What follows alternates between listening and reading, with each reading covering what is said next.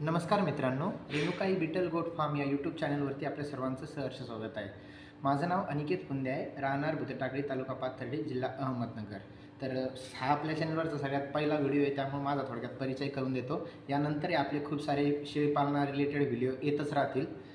तर माझं शैक्षणिक म्हणजे डिग्री ही माझी महाराष्ट्र पशु व मत्स्य विज्ञान विद्यापीठ नागपूर या ठिकाणाहून कंप्लीट झालेली आहे. त्यानंतर ज्युनियर रिसर्च फेलोशिप ही एक एक्झाम असती, त्यामध्ये माझा ऑल इंडिया रँक 4 होता. आता मी सध्या ICR CIP मुंबई या ठिकाणी ॲज अ रिसर्च स्कॉलर म्हणून काम पाहत आहे. ही जी बॅकग्राऊंड दिसते ही आमची पॅथॉलॉजीची लॅब आहे. ठीक आहे. तर त्यासोबतच खूप जीवापाड म्हणजे शेळीपालनाची लहानपणापासूनच आवड असणारा एक माणूस आहे मी. मला म्हणजे माझं 10वीपासूनच स्वप्न होतं की एक माझ्या आईवडिलांना एक छोटासा शेळी फार्म सुरू करून द्यायचा. तर फायनली स्कॉलरशिपमधून थोडी सेव्हिंग करून यावर्षी आमचा एक बिटलचा एक छोटासा गोट फार्म आम्ही सुरू केलेला आहे. तर आजचा महत्त्वाचा मुद्द्यावरती आपण जो बोलणार आहोत तो म्हणजे शेळ्यांचा खुराक कसा बनवायचा. म्हणजे खूप मित्रांची मला रिक्वेस्ट आली होती की सर, खुराक तुम्ही कसा देता शेळ्यांना. कारण काय होतं की काही काही ग्रामीण भागातले लोक फक्त मका देतात किंवा फक्त तुरीचा भुसा किंवा मका किंवा हरभराची चूर जी असते ती. तर एक आयडियल कॉम्बिनेशन कसं पाहिजे खुराकाचं, जेणेकरून तुम्हाला पिलांची झपाट्याने वाढ मिळेल किंवा रिझल्ट 100% त्या गोष्टीवरती आज आपण बोलणार आहोत. तर चला तर मित्रांनो, आजचा आपण टॉपिक सुरू करूया. तर सर्वात पहिला आपण महत्त्वाचा इन्ग्रेडियंट घेतला आहे तो म्हणजे मका. मका घेण्यामागचं कारण म्हणजे मका ही स्वस्तपणे उपलब्ध असते ग्रामीण भागामध्ये. आणि दुसरं म्हणजे मकामध्ये सगळ्यात जास्त प्रोटीनचं प्रमाण असतं. प्रोटीनमुळं काय होतं की जे करडे आहेत त्यांची बोन साईज वगैरे एकदम जबरदस्त होते, अंगावरती चमक येते. दुसरा महत्त्वाचा घटक आहे तो म्हणजे सोयाबीन. सोयाबीन हे आपण भरडून घेतलेलं आहे. सोयाबीनमध्ये एक चांगल्या प्रकारे इसेन्शियल अमायनो ॲसिड जे असते जे शरीरासाठी पोषक असते ते शेळ्यांना मिळते. आणि सोयाबीनमुळं पिलांच्या अंगावरली चमक आणि कमी वयात जास्त वेट गेन होतं पिलांचं. हा एक सोयाबीनचा फायदा आहे. तिसरा महत्त्वाचा घटक म्हणजे आपण घेतलेला आहे गहू. गव्हामध्ये काय होतं की कार्बोहायड्रेटचं प्रमाण जे आहे ना ते जास्त असतं. गव्हामुळं पिलांच्या अंगावरची चरबी वाढणे किंवा पिलांच्या केसावरती एकदम चमक राहणे हे एक जरूर होतं.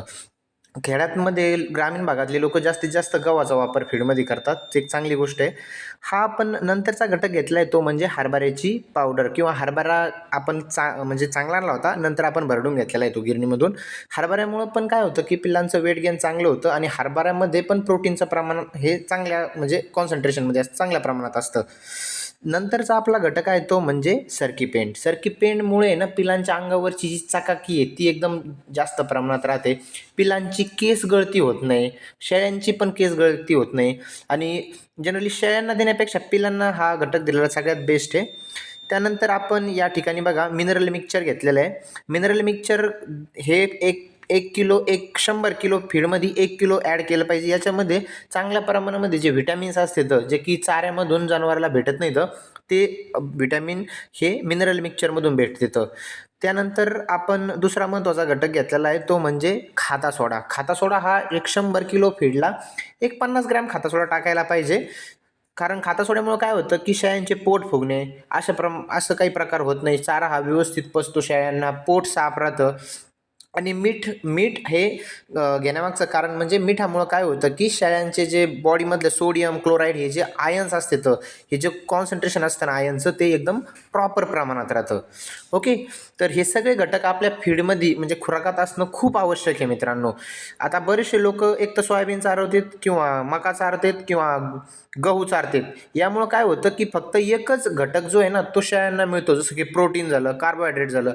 पण सगळे घटक हे समतोल प्रमाणात देणं हे फार गरजेचं असतं. नाही तर मग शेळ्यांना व्हिटॅमिन डिफिशियन्सी होणं, पॅरालिसिस होणं, किंवा शेळ्या घाबरतात. हे कशामुळे होतं? कारण की शेळ्यांना त्या स्टेजमध्ये असताना जे की व्हिटॅमिन्स वगैरे आहेत ना ते प्रॉपर मिळत नाहीत. हे बघा, आपण सगळे इन्ग्रेडियंट जे आहेत ना ते गिरणीमधून भरडून घेतलेले आहेत. आणि भरडून घेण्यामागचं कारण म्हणजे काय की खायला जास्त शेळ्यांना चावायला तकलीफ होत नाही.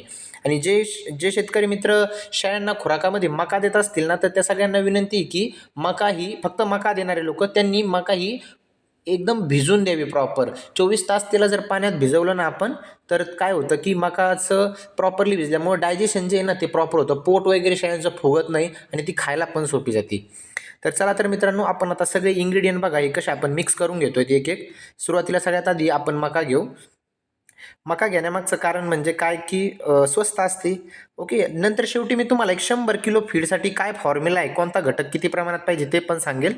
ठीक आहे. यामध्ये आपण मका घेतलेली आहे. मी 100 केजी फीड बनवण्यासाठी सरासरी मका 50 किलो घेतलेली आहे.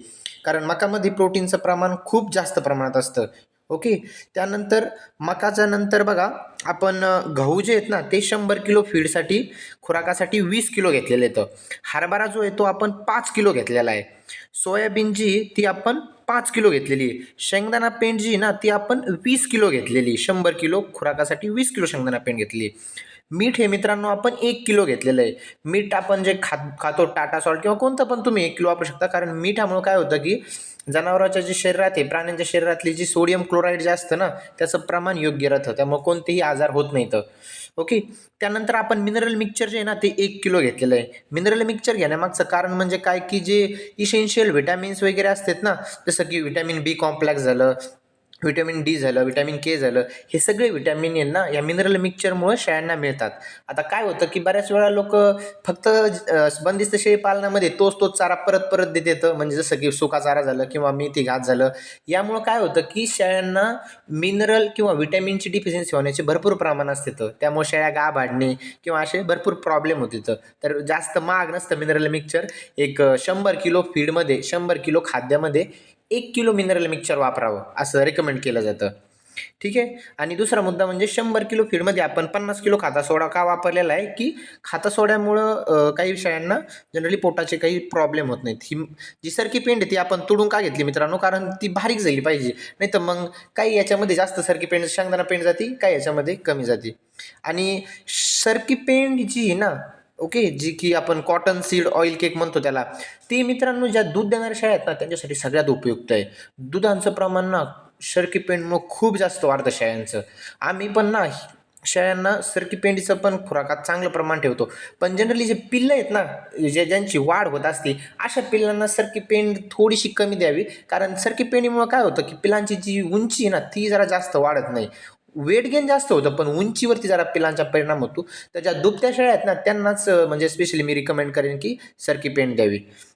ओके. तर हे बघा मित्रांनो खतासोडा आपण टाकलेला आहे. शेंगदाणा पेंड टाकलेली आहे, गहू टाकलेला आहे, सोयाबीनचा भरडा टाकलेला आहे, सगळ्या गोष्टी टाकलेल्या आहेत. आपण आता हे एकदम प्रॉपरली मिक्स करून घेणार आहेत.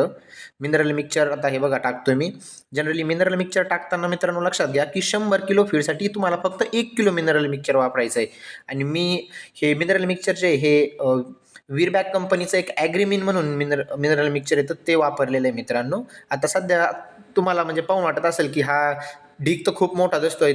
तर आपण या ठिकाणी ना 300 किलो मी फीड बनवत आहे. जनरली मला 1-2 दिवस सुट्टी होती त्यामुळे म्हणलं की चला आपल्या फार्मसाठी आपण फीड बनवून ठेवूया.